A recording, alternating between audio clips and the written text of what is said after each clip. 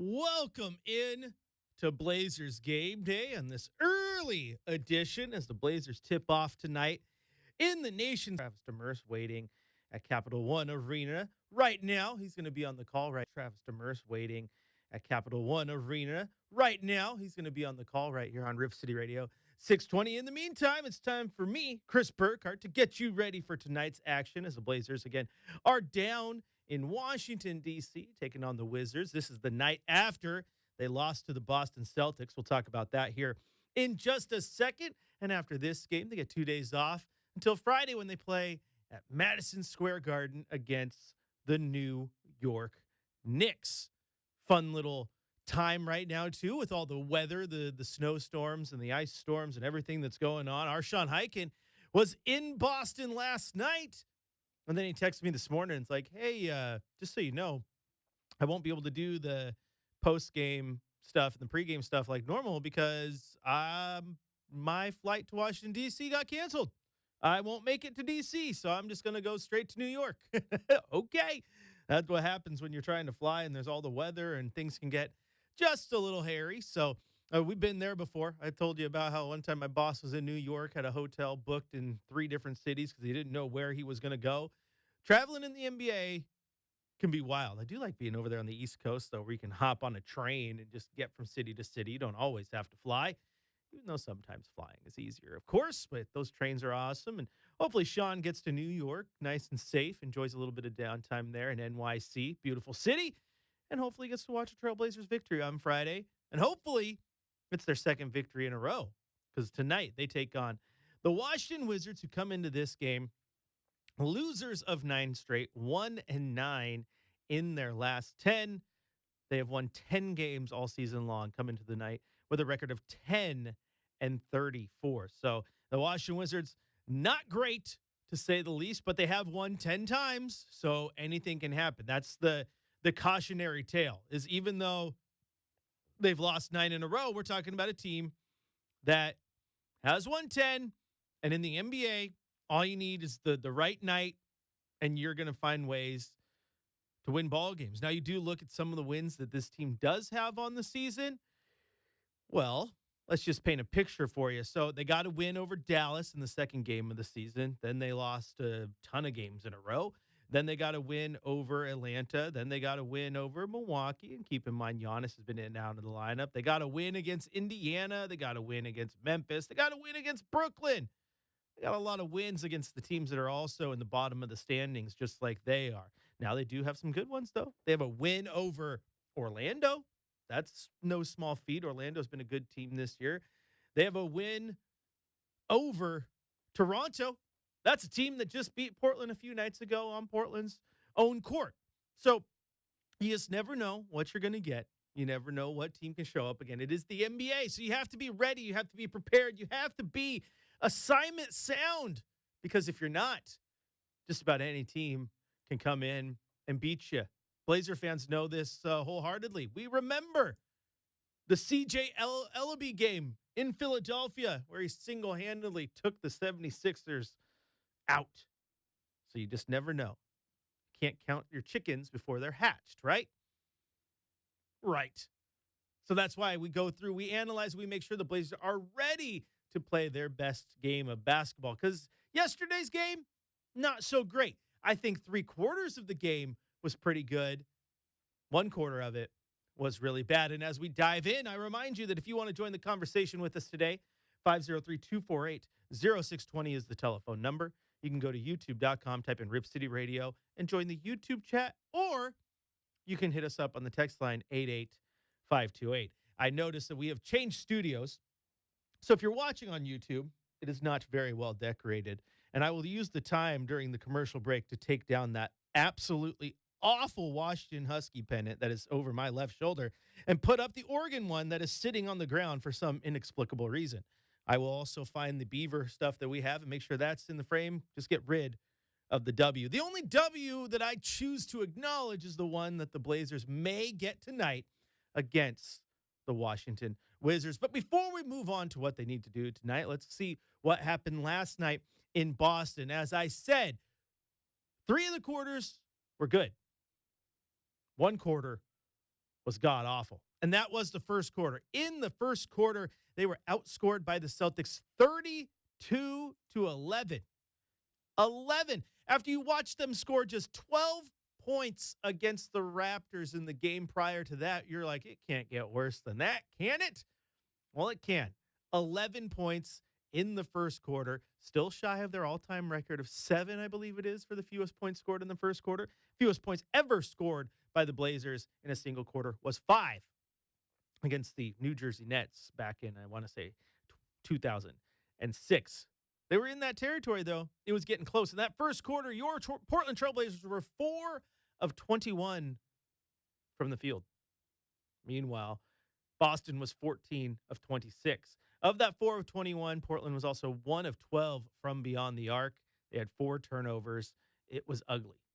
It was ugly. Could not get it going. Now, in the second quarter, you got to tip their hats. They found a way to get a little bit of offense going. And I say a little bit. 26 is what they scored. They scored 28 in the third, and they scored 29 in the fourth, which doesn't seem like a lot in today's NBA, but we're talking about a very good defensive team in Boston. They're going to make you work. So the Blazers were able to find that, and defensively made Boston work just the same. Boston scored just 20 points in that second quarter, 23 in the third, and 27 in the fourth. So second, third, and fourth quarter, the Blazers outscored them. But when you are down 32-11 in the first, and you don't have your best player, Deni Avdija did not play, that's a tough hole to dig out of. Taking a look at the individual box scores in this one, starting on the Boston side of things, as we do, Jaylen Brown had 20 points, 8 rebounds, and 4 assists. 11 points from Sam Hauser. He was 3 of 7 from beyond the arc, but they were all massive shots. Peyton Pritchard, 23 points, 18 points from Derek White, hit a couple big shots as well. Former Trailblazer Anthony Simon had 12. And when I talk about big shots, as the Blazers tried to make a run in the fourth quarter and get it close, it felt like every single time that they may get to the point where they get over the hump and tie the game, or at least make Boston sweat real hard, Sam Hauser or Derek White was able to go out there and hit a shot. So Derek White hit 2 3-pointers in the third quarter. Sam Hauser was 2 of 2 from beyond the arc in that fourth quarter as well. Well, that was 2/3 of the shots that Sam Hauser made, and that was the only 2 3-pointers that Derek White made were in that fourth quarter in crunch time. And each one, I don't know if any one by themselves was the knockout blow, but each one took a pretty big chunk of the foundation away until it finally crumbled on them. They felt like backbreakers. They were big time shots. Even that late one, Derek White hits over Jeremy Grant with, if they miss that, Portland has a chance to come down and basically make it a 1-possession game with probably, 15 seconds left. But Derek White comes up massive. So they got big shots when they needed them in this one. On the Trailblazers side of things, Toumani Camara, 3 of 16 in this game. He had 18 points, 8 rebounds, and 3 steals. Defensively, he was tasked with getting on Jaylen Brown. Thought coach was doing a good job kind of balancing the subs. He was kind of subbing 2 out when Jaylen went out, subbing him back in when Jaylen went in, really trying to match their minutes so he could maximize the amount of time on him. And the Blazers did have a more productive day against Jaylen Brown than they did the first time around. Sidi Sissoko had 4 points, again, starting for the injured Deni Avdija. Donovan Clingan, 9 points, 15 rebounds, 14 points from Jrue Holiday in his return to Boston. Shaedon Sharpe, pretty bad night. 3 of 12 from the floor. He had just 9 points, did have 5 rebounds and 3 assists, but that's not enough scoring from the guy who, without Deni Avdija in there, is going to be looked on to be your number one scorer in that lineup. He just couldn't get it going. Jeremy Grant did have 19 off the bench. Caleb Love had 11. And you could start to look at the Blazers' ability to climb back in this one, give them their props, their high fives. They did wonderfully to rebound from that awful first quarter. But one thing that definitely you can point at that kind of did them in this one was shooting. We know that they were 10 of 40 from beyond the arc. That's just 25%. They only got 78 shots up in this game, which isn't a ton, especially when Boston got 90. But at the free throw line, they got to the free throw line 30 times. Jeremy Grant got there 15, but they missed 10 free throws. Now, Boston also missed 7, so there is that. But in a game that was decided by 8 points, when you look at 10 free throws missed, it stings just a little bit. But Jeremy Grant, again, outside of that, did everything he could off the bench, did lead the team in scoring. So it's not as if I'm saying he was the problem, but you do have to hit your free throws, as the Shawns would say. Drew Holiday, I thought, looked good, 14 points, 3 assists. He was 5 of 11 from the field, and he only played 24 and a half minutes. He needs to get past this minutes restriction, really be able to play him the minutes that you want. One thing he's done well is play in control and slow the team down when they need to. Maybe a little bit of emotion coming back to Boston, where he's a legend over there. You help a team win a championship, you're going to be a legend. And then Robert Williams also making his return to Boston. He had 6 points and a couple rebounds, couple block shots. Pretty good game. We'll hear from him here in just a little bit. I want to hear what he had to say following that game. We'll also hear from head coach Tiago Splitter when we head to the coaches' corner, which we'll do after this quick break. We are going to take one. We'll be right back. Coach's Corner, Rob Williams, and we will continue to tell you what the Blazers need to do to beat the Washington Wizards. Just don't play like you did in the first quarter, and you should take care of business. I am Chris Burkhardt. This is Blazers Game Day. We'll return after the break here on your home of the Blazers, River City Radio, 620.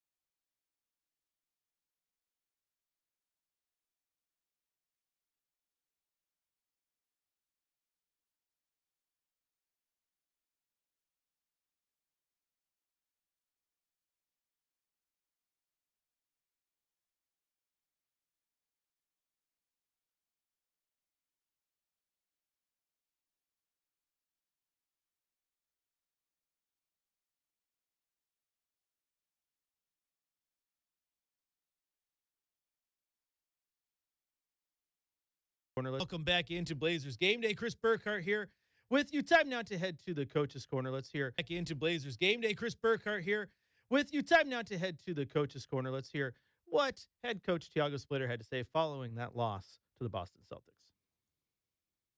Second game in a row in the first quarter, you guys couldn't hit anything. Is there any, anything kind of what's behind that, or is it just a couple bad nights with shooting? Yeah, I don't know. We struggled those quarters. We got to figure out a way to start better. Ready to compete. The readiness that we always talk about.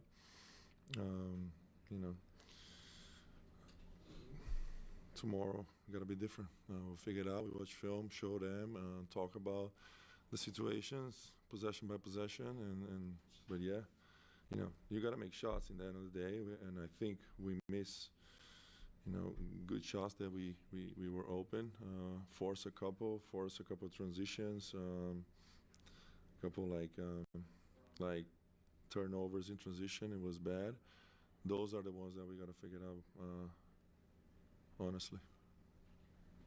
Second half, you guys seem, you outscored in the second half. I don't know if that amounts to much, but did you see anything in that second half that you felt like you could carry over into the game tomorrow?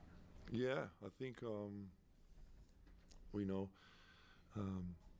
our pace, we were better connected in the second half.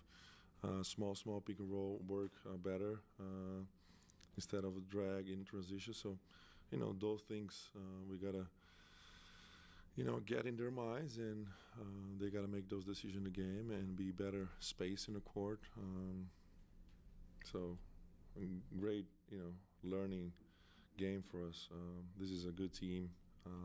A lot of great shooters in the court, and I think defensively we actually did a good job. This is a tough team. What stood out about the Celtics to you through two games, the defense tonight specifically? I'll tell you this: they're roster filled with guys that can, they put fear at the 3-point line. So makes, our defense gets stretched all the time because you got to be there. They setting flares, spin downs. You got to navigate those screens. They have fives that set great screens. And you just got to fight all game. It's a very physical game for the defenders. Because it's unbelievable the amount of off screens they set. And you just got to be ready. And, it's a great offensive team. You expect to have Jeremy tomorrow? I do expect to have them again with minutes restrictions, just like tonight. Sometimes it's hard. You got to take them when they hot, but it's what it is. We got to, navigate this time here before the All-Star break, keep everybody healthy and finish well the season. Honestly. How do you feel like the team has dealt with the absence when Deni's not been able to play? I think. We have better nights. Tonight wasn't a good one. But, other thing is the guys are coming back, Drew and Jeremy, getting back to the dynamic of our team, defensively, offensively. But I think we're fine. We'll figure it out. And there you hear from head coach Tiago Splitter, and yeah, they do have a roster, the Celtics, that will fill you with fear from on the 3-point arc. They come in that game as one of the teams that loves to run their offense from that spot. One of the top teams when it comes to taking 3-point shots and making 3-point shots. And yeah, Derek White is a good 3-point shooter. Sam Hauser is a good 3-point shooter. Of course, if you have been a basketball fan in the Pacific Northwest for any amount of time, Peyton Pritchard is really good at that shot. He showed you that at West Lynn. He showed you that at Oregon. So Anthony Simons, we know he can shoot that three balls. So yeah, they came into that game averaging about 42 attempts per game, second most, and 15.7 makes, which is second most. So you knew that was what they were going to do, and the Blazers kind of felt like they, for the most part, held them in check. They got 34 shots up, so far below their average from beyond the arc. It was just late in the game. Sam Hauser comes up big. Derek White comes up big, and they start to hit those backbreakers. And they hurt. They hurt a little bit. Now you hope that they can rebound, not only like literally rebound in the game, but rebound from that tough loss and get a victory tonight against Washington. One last chunk of audio, though, before we turn our attention fully to the Washington Wizards. It was a cool night for Robert Williams, who finally got to come back to Boston, where he spent the first part of his career, first team he ever knew in the NBA, and then he gets traded. And since then, every time they've gone to Boston, he's been hurt. Not this time around. He was ready to go. Had to be a pretty good feeling. So let's hear from the Time Lord. Rob, first off, your thoughts on the game tonight. Obviously, a really rough first quarter. Guys better in the second half, but not able to make up the deficit. Man, we just got to rebound better. Put that on me. I got in the game early, man. I got to come up with those rebounds and played against a great team. I got to match their energy. What do you feel like maybe is the issue for you guys in first quarters as of late? Because this is the second straight game where you've had a really tough start. Just sort of energy, kind of lack of urgency, thinking we could ease into the game. We always show those spurts. Second quarter, third quarter, we show the fight, but got to start it off with that. What'd you think of your reception from the crowd tonight? It's always love, man, for Time Lord here. You know what I'm saying? That's why I got my nickname, so it's always love. What have these last 2 years been like for you since the trade? I know you've had to deal with some injuries and getting used to a new team here. Like, how do you look back at the last couple seasons? Honestly, man, just glad I'm here. Glad I'm playing back on the court. Got to play against some old friends, playing with my new guys. Just happy to be back, man. I can't be more blessed. Looking back on the trade and, moving on from here, obviously they were able to go on and win a championship, some of your old teammates there. Like, was it like watching that from afar and just seeing them accomplish that, after you left? Yeah, I watched the whole finals. I watched them win it. Me and my girl, I went through a moment of saying I was happy for my dogs. Then I went through F them, you know what I'm saying? It was mixed emotions, but I'm glad they did it for sure. Do you have any special interactions tonight with any of the guys that are still there from when you were there? Yeah, for sure. JB Payton, me and Sam Hauser talked about Yellowstone a little bit, a little 1883. So good catching up. What do you guys need to do tomorrow in order to get that win versus the Wizards? Got to bring the energy from the start. You know what I'm saying?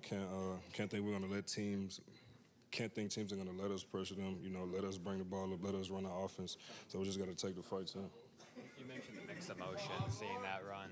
What was your reaction to the trade, when it first happened? And when did you finally get comfortable with, moving on and finding a new home, in Portland? To be honest, the trade was just tough the first day. When I got the call, it's first trade. Everybody first trade is kind of a rough one. But, it was pretty simple to move on. New team, new organization, still doing the same thing you love. Like I said, glad to get through the injuries and get to where I'm at now. And how would you describe what you've gone through health-wise the last couple of years and where you're at now in terms of coming back from that? Yeah, man, it could always be worse. I always tell these guys here, it could always be worse. I know we go through a lot, but, we blessed, we wake up. When you get knocked down, get back up and keep rolling, man. So I look at it. That's right. When you get knocked down, you got to get back up. So they got knocked down last night in Boston, and now they get a chance to get back up against a team that is not great. They are not great. They got a lot of nice young pieces. Let's give them that. I think they got players that you look at and you're like, okay, I like what they're doing with Alex Sarr. I like what they're getting out of Keyshawn George. Trey Johnson's a nice young piece. They're still far away from what they want to be in the long run. That's going to be built. Obviously, they've made some trades, and Trae Young's coming in, and maybe they'll be buyers and look to add other pieces eventually. But this is a team that comes into tonight, winners of just 10 games on the season, the worst team in the NBA. And I only say that cautionarily. Is that even a word, cautionarily? Am I making stuff up here on the radio? But it is a sign of caution because the NBA is full of the best players in the world. So just because this team happens to be the worst of that bunch does not mean that going in there is easy. The Blazers have to be focused. They have to understand they need to come out of this game fast, and they need to get the offense rolling quickly. They have combined to score 23 points in the first quarter over the last two games. That's not bad. That's awful. That is disastrous. It is worse than bad. They need to find a way to fix that. Good way to start is have Deni Avdia available. That changes everything, especially if he's out for a revenge game against the team that traded him. Because apparently he wasn't on the timeline of the young guys being 23 years old when they traded him. Just 25 now. He fits any timeline. He's too good. It was a dumb move by Washington. We're going to dive in to Washington here in just a second. What can we expect? What do the Blazers have to do? We'll tell you when we eventually get to our keys to the game. All that and more as we continue to dive in, get you ready for Blazers versus Wizards here on your home of the Blazers, Rip City Radio, 620.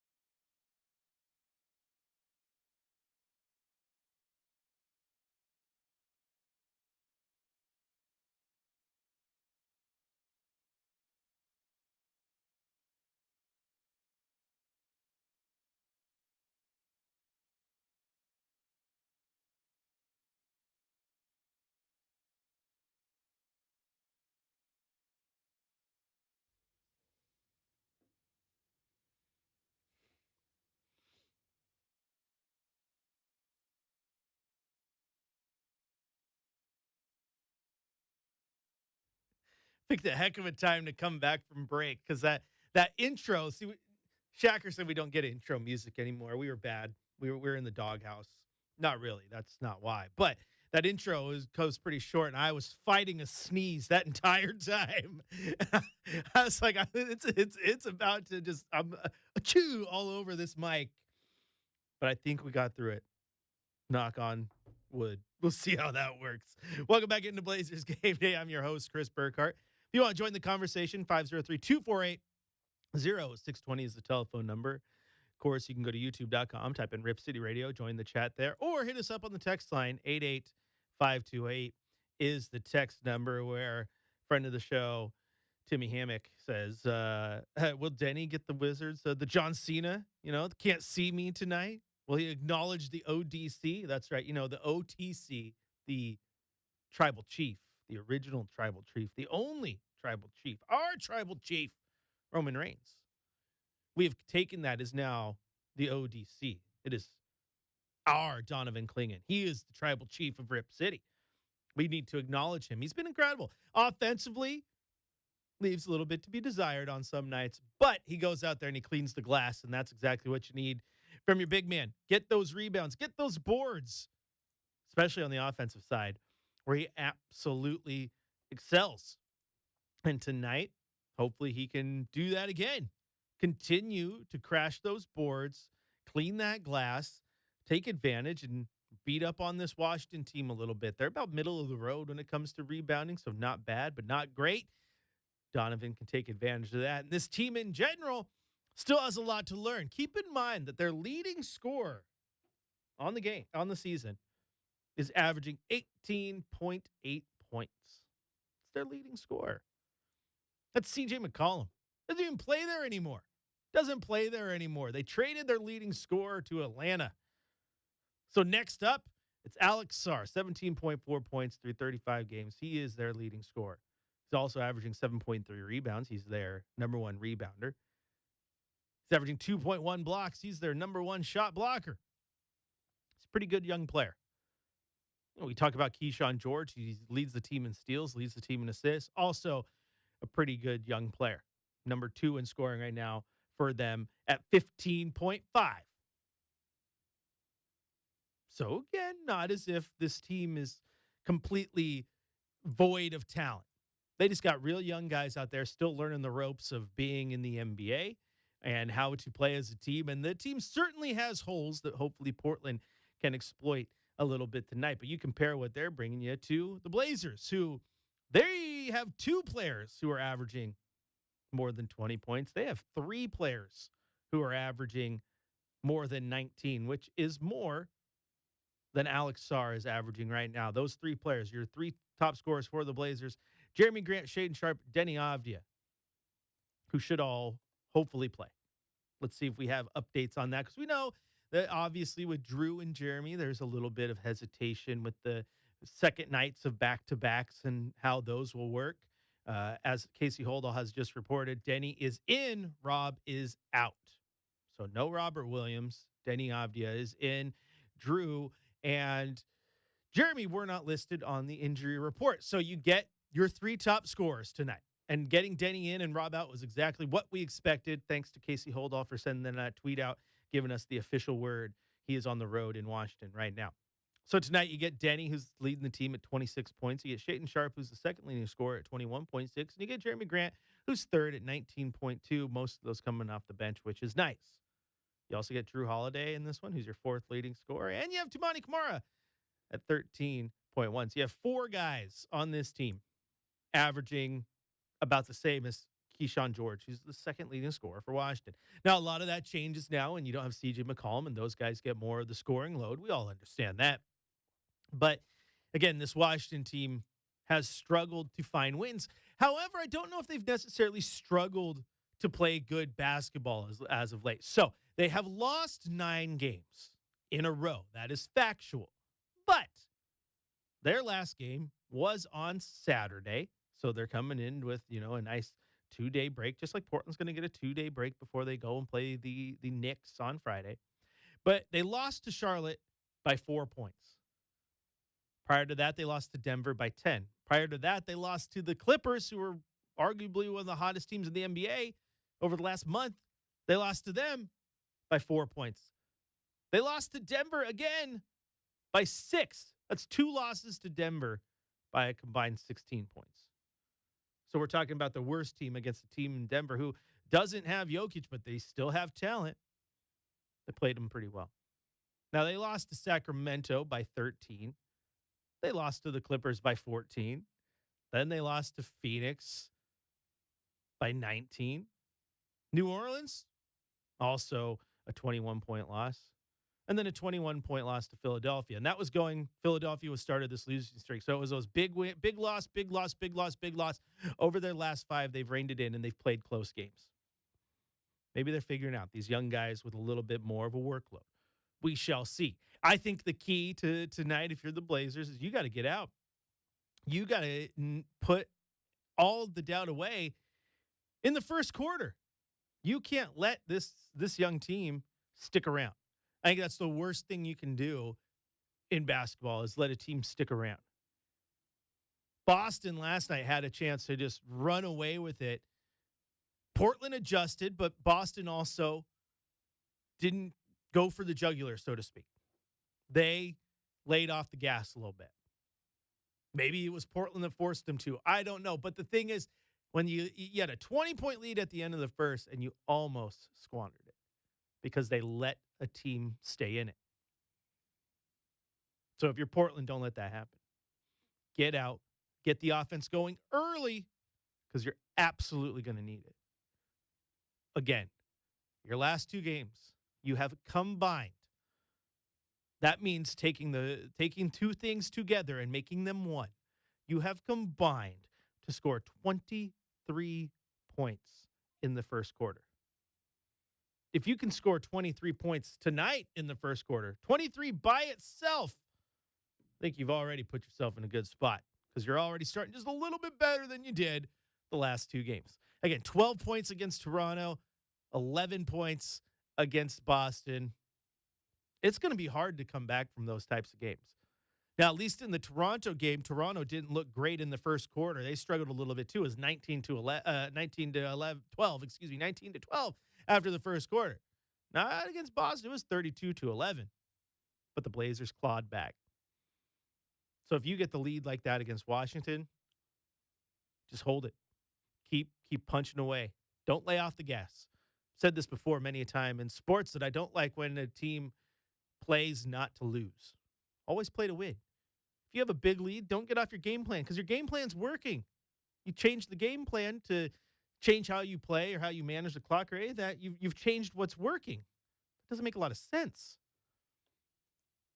So hopefully, as our texter said, our friend of the show, Timmy, will Deni give the Wizards a John Cena, you can't see me tonight? For those of you, you can't see me. Burr, burr, burr, burr. Every single time I see Deni do it and I want to say it, it reminds me of like Paul Heyman. Do, do, do, do. Do, do, do, do. And he's picking on him. I mean, come on. Wrestling's awesome. Was it John Oliver? Wrestling is better than all the things you like. It is pretty good. But you get the John Cena, you can't see me when you get the and ones. When Deni drives to the rack and he gets fouled and he makes the bucket and he gets a free throw, you can't see me. Hopefully he gets a lot of those tonight. Hopefully he sticks it to his former team. And hopefully he shows no signs of rust, which he didn't do when he played that game against Sacramento. Comes in after missing a handful of games. And first game back after missing a week, he goes for like 38-8. Darn near a triple-double. Hopefully you can do that again tonight. Now you get him and you get Shaden Sharp scoring and you get Jeremy and you get Drew. That's a good thing. The full complement of guys. You just need everybody to step up and everyone to play how you know they can. I think one thing that this team struggles with is the nights where you get weird off nights from people. You can't have another off night from Shaden Sharp. You can't have 9 points. Been your second leading scorer all season. He's been absolutely dependable. We've talked about it many a time on this show about one thing I like about Shaden Sharp right now is those 25-point games feel like they're consistent. If he goes out there and scores you 19, you feel like he had an off night, and then he goes and drops what he did last night in Boston. 9 points. It's not going to get it done. You need to be ready to roll out of the gate, focused, locked in. Don't worry about the weather. Don't worry about how cold it is outside. Don't worry about any of the travel stuff you've had to go through over the last few days, the late arrivals, getting to stadiums early because you got to go through your routines. Lock in. As Thiago said early in the season, treat every possession like it's gold and then just start out of the gate. I know that basketball is not really a sprint. You got 4 quarters of it. But a race like the Kentucky Derby, it's a long race too. There's chunks of it. You can put that into quarters. But a horse doesn't often win that race if he sits in the gate while all the other horses run out. You got, as soon as that gate opens, as soon as the puck drops, as soon as the ball is kicked off, as soon as the ball is tipped into play, as soon as the first pitch is thrown, locked in. That's what puts you in the best spot to succeed and the best spot to get a dub. Because you cannot afford in the NBA, even against a bad team, to go through it 50%. Can't half-ass it. You got to be focused and locked in. That is why I'm hammering this point home, and I've said it multiple times, because that's what the Blazers need to do to win. Now, it's deeper than that, too, because being locked in doesn't just mean an automatic win. We were ready to play. We didn't win. What happened? Because you still got to have a game plan. You got to have ideas of how to attack. You got to understand where your strengths and weaknesses are in this game. That's where my keys to the game come into play. We're going to take a quick break here on Blazers Game Day. When we come back, I'm going to show you my keys to the game, tell you what I think the Blazers need to do to get a victory over the Washington Wizards tonight in the nation's capital. I am your host, Chris Burkhart. This is Blazers Game Day. We continue after the break here on your home of the Blazers, Rip City Radio, 620.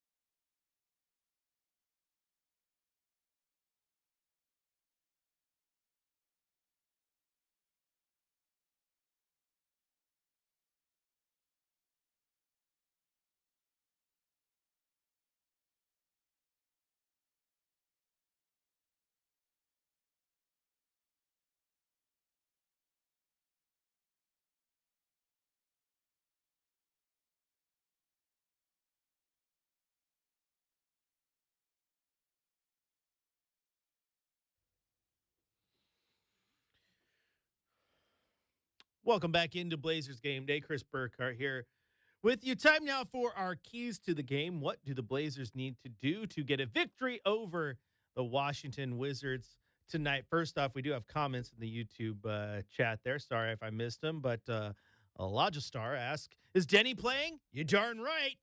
You're darn right he's playing tonight. Robert Williams will not play, but Drew Holiday, Jeremy Grant, and Deni Avdia all in action tonight. The dog catcher, can Kling Kong bring his per game average up to 15 and 15 by season's end? We'll see. We'll see. Little unlikely, just like the AI says, but his offense is suspect. I think he's more of like I think I have him at like a 10 and 12 type guy. And that's not a bad thing. That's really good. If you can give me 10 points a night consistently, just 10, then you need to throw those 12 pointers in there. Every once in a while, it'll go off. If you do that with what everyone else is bringing, you'll be good. But now if everyone else isn't showing up, you're going to need more from Donovan Clingan. And in the long run, maybe we get a little more from him. He starts turning into that 15-15 guy, or 20 and 15 or whatever it is. But right now, just keep doing what you're doing. Now, again, looking at those keys to the game, Donovan Clingan and guys like that clog the paint, leads to good defense. Well, you're going up against a team here in Washington who is really interesting because you start to look at how they break down statistically, and there's not a lot that stands out. They're not exceptionally good nor exceptionally bad in a lot of places. They have a lot of spots where they are middle of the road. They're ranked 15th in the NBA. They're ranked 17th in the NBA, or whatever it may be. But there is one place that they're really, really good, and that is shot blocking. We talked about that earlier. You look at statistically, they have Alex Sarr, who averages 2.1 blocks per game. Now, that's pretty impressive. Balio Coulibaly averages just under 1. Keyshawn George, just under 1. They got guys in there. They're going to clog that paint a little bit. But right there, Alex Sarr, he's the guy. He's the guy. So, why do I bring that up? Because when you tend to be a good shot blocking team, that means you're going to clog that paint. You're going to be at the rim.